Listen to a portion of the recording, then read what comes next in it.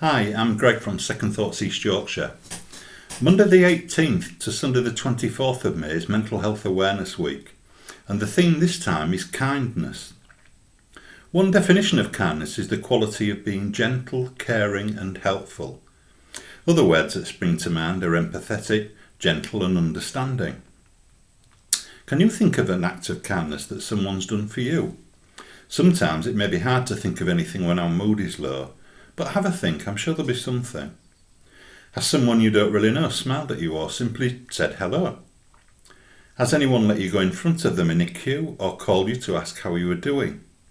Maybe one or two people have asked you how you are on social media. Ever heard the expression, I'm alright, Jack?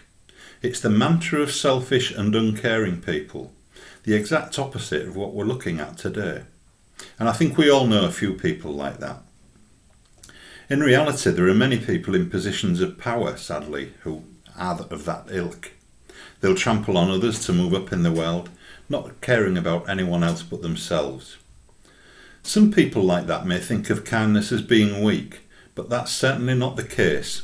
It takes a lot of courage to step up and offer help to other people, in whatever form that may take.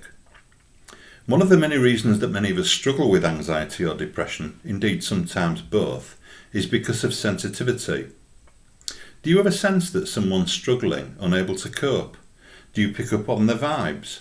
Sometimes it's described by people as feeling your pain. That is sensitivity. Far from being a weakness, I consider that to be the strongest human trait. If you were faced with the choice of being stranded on a desert island with 6 shy and sensitive people, or 6 people perhaps like the present US President, which would you choose? I know which group I'd pick. Charles Darwin is often associated with evolution, and one of the theories of evolution is survival of the fittest. But actually Charles Darwin didn't see mankind as being biologically competitive and self-interested. He believed that humankind is a social and caring species. He argued that sympathy and caring for others is instinctive and part of the human psyche. Winston Churchill said, "We make a living by what we get, we make a life by what we give." In other words, it's not all about money, material possessions, or making progress or getting promoted. It's about the love of life and the love of our fellow human beings. So 2 quick questions. Number 1, is being kind going to cost me?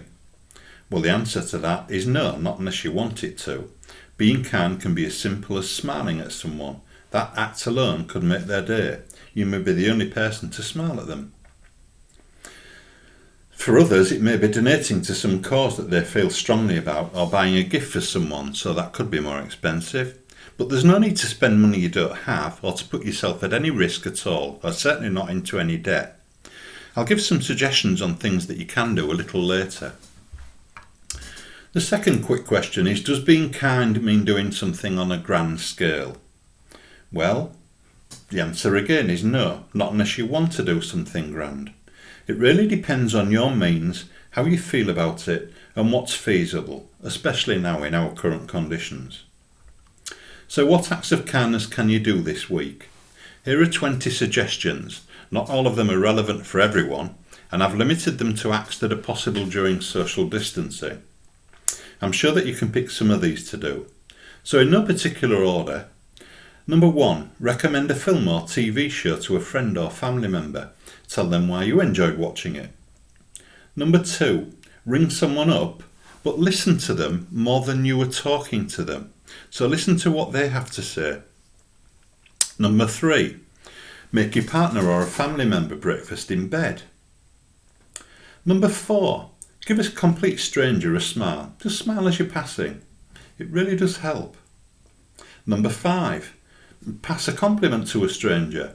You can just say that's a nice hat, nice bag, nice coat. Could be anything.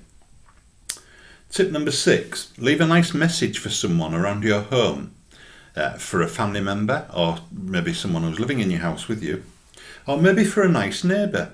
Just pin it onto the door, or pin it to the fence so they read it and it'll make them feel upbeat.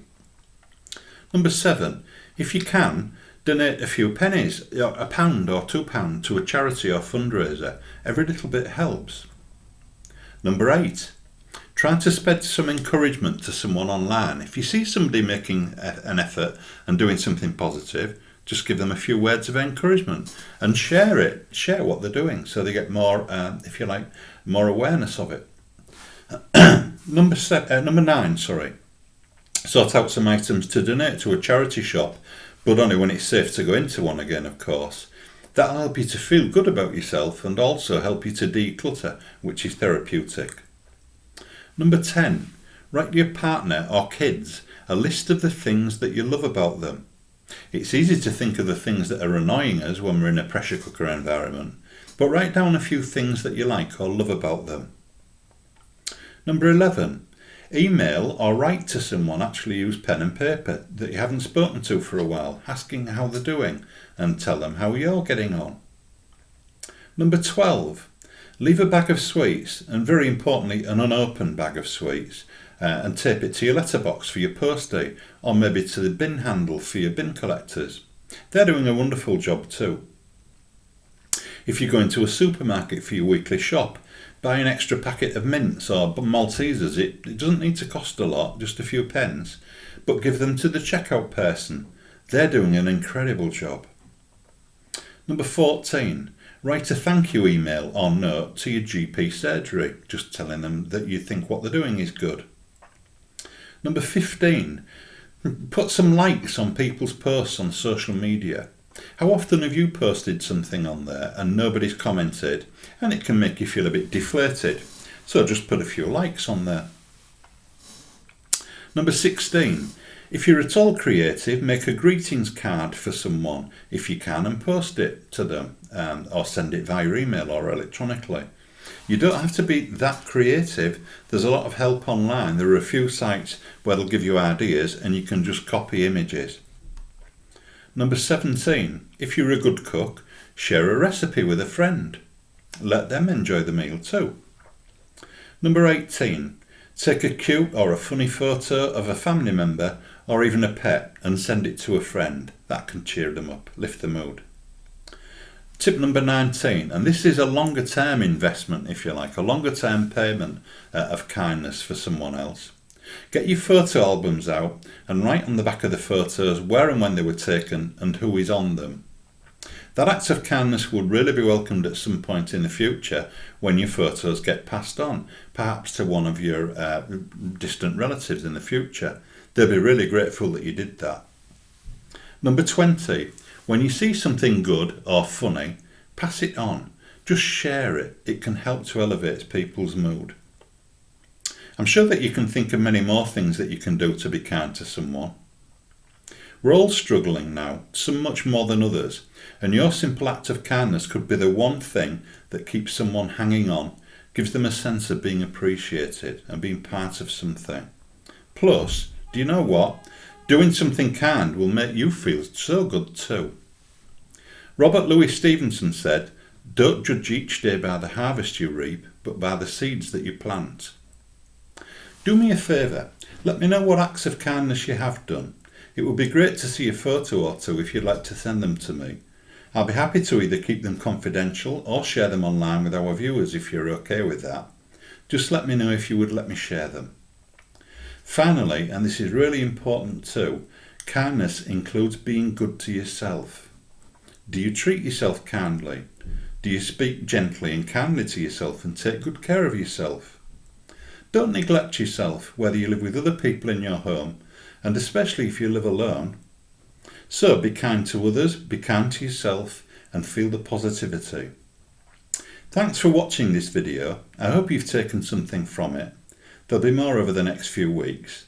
I'll see you soon, and in the meantime, stay safe, take care, and good mental health. Bye.